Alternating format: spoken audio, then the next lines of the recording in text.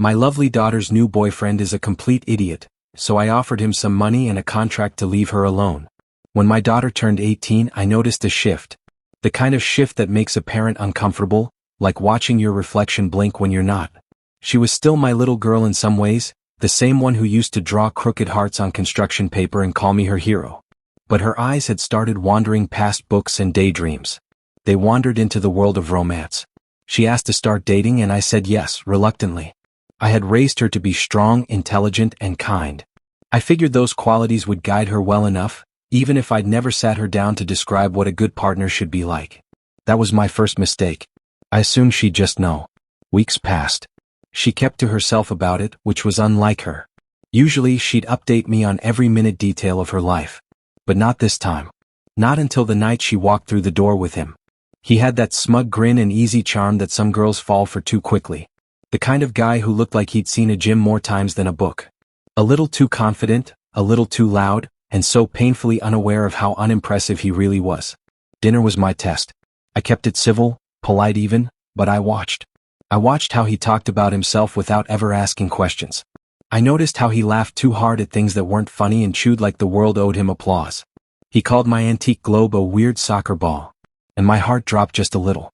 Still, I held back judgment. Maybe it was nerves. Maybe he was trying too hard. Maybe I was being too critical. So I waited, hoping he'd surprise me. He didn't. Over the next few days, I did what any worried parent would. I started learning more. I checked public records. I asked around quietly. Nothing illegal, but nothing promising either. No stable job, no clear path, no ambition. He bounced from one odd gig to another like a flea on a hot skillet. So I did something I never thought I'd do. I arranged a meeting. Just him and me.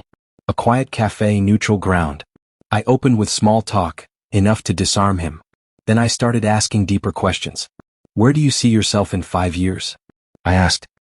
He shrugged and said something about figuring it out as he goes. When I brought up family values, he chuckled like I was talking about bedtime stories. I even gave him a few hypothetical moral situations. He answered them like they were riddles on a cereal box. Not wrong, just vapid. Then came the moment. I reached into my coat pocket and placed a folded piece of paper and an unsigned check on the table. $2,000. That's what I thought it would take. I wasn't trying to bribe him out of guilt. I was testing him. He skimmed the contract. It was clear. Walk away, cut contact, keep everything confidential. No phone calls, no dramatic goodbyes, no contact with the family. He didn't even ask a single question. Just nodded, signed, and took the check. That was when I knew. This wasn't just about being incompatible. He didn't even care about her enough to pause. To ask if she'd be okay. To think about how she might feel. I left the cafe not feeling victorious, but tired. I had just pulled the plug on a ticking time bomb, and I wasn't sure if it was going to explode on me or fizzle out quietly. It exploded. Less than an hour later, my daughter was calling non-stop. Her voice trembled with fury, demanding to know what I had done. I could barely get a word in. She accused me of controlling her life, of sabotaging her happiness. I stayed calm. I told her what happened. That he signed a contract. That the money was never his. It was a prop. The check was never signed. Just bait. She didn't want to hear it. She defended him, saying no man would turn down easy money. But I disagreed. A man who truly cared wouldn't have needed to be paid to stay or go. The fallout lasted days. She didn't come home. I heard from her friends that she was staying with one of them, too furious to speak to me. Meanwhile, I kept tabs on the idiot. He'd broken the contract the second he spilled the beans. But it didn't end there. He tried to play the victim.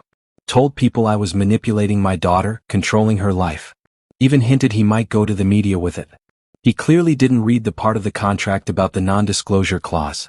I sent a cease and desist letter first. Then I contacted a lawyer. I made it clear, if he wanted to escalate, I'd bury him in legal action. Not out of spite. Out of necessity. But I didn't stop there. I reached out to a few of his current employers, the little side gigs he was juggling. I never lied. I simply forwarded copies of his signed agreement and mentioned the confidentiality breach. Most of them didn't want the smoke. They let him go. A month passed. My daughter came home. Not with a hug, but a conversation. We sat down on the porch like we used to when she was little. She had tears in her eyes, but they weren't angry anymore.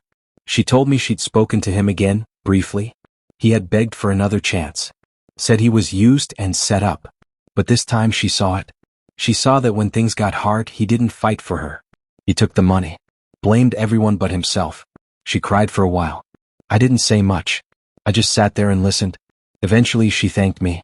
Not for what I did, but for what it taught her. Things are better now.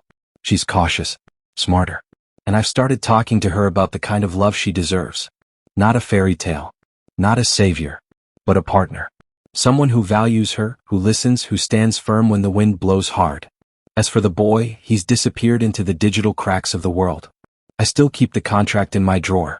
Not out of pride. Out of principle. Sometimes being a parent means doing things your child will hate you for, until they understand why. And that, more than anything, is the hardest part.